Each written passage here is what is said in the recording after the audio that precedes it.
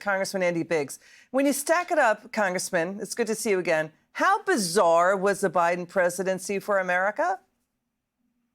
It was really one of a kind, quite frankly, and we hope never to see it again. But Liz, it has long-term ramifications. I mean, when he starts talking about Afghanistan, don't forget that he helped cause Ukraine war by how he dealt with Afghanistan, and how he made a comment.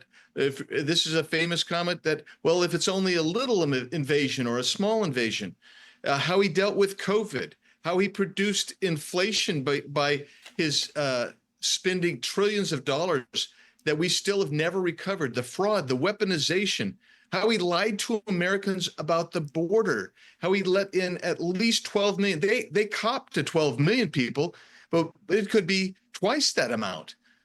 Societal degradation. What they did is in such a short period of time is quite frankly remarkable. And you know what we're seeing today, though, is the resilience of the American people. They realized what happened and they rejected it. That it was such a weird presidency. Yeah, Congressman, and now here's what we got. The question is, why is Joe Biden doing TV interviews now? And why is he hiring a new PR agent? Do you think it's because the Trump White House may release special counsel Robert Hur's audio tape interview with Joe Biden?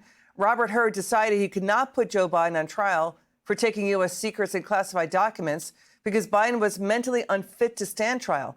You know, the Hill reports Democrats are really mad at Joe Biden for doing a media tour that no Democrat wants or asks for, that Biden is a, quote, drag on the party as he tries to paper over his cognitive decline. So what do you make of what you just heard? What do you think is really going on?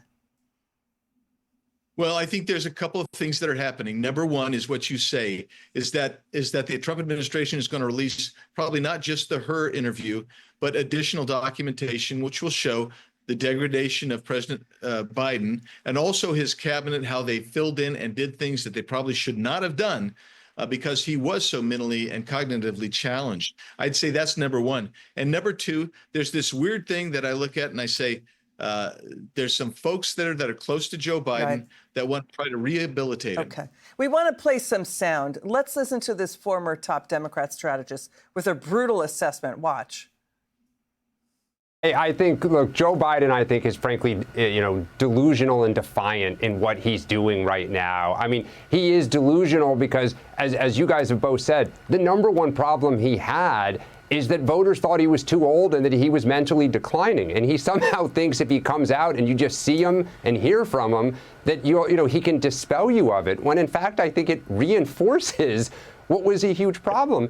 And secondly, he is clearly defiant, stubborn old Joe. He wants to relitigate his presidency. I mean, in both of these interviews, he said he would have won. He said that he left a great economy, that he had a great immigration bill. It was just Republicans that blocked it, and that he left the world a safer place. And as a Democrat, it pains me to say he's wrong on all fronts.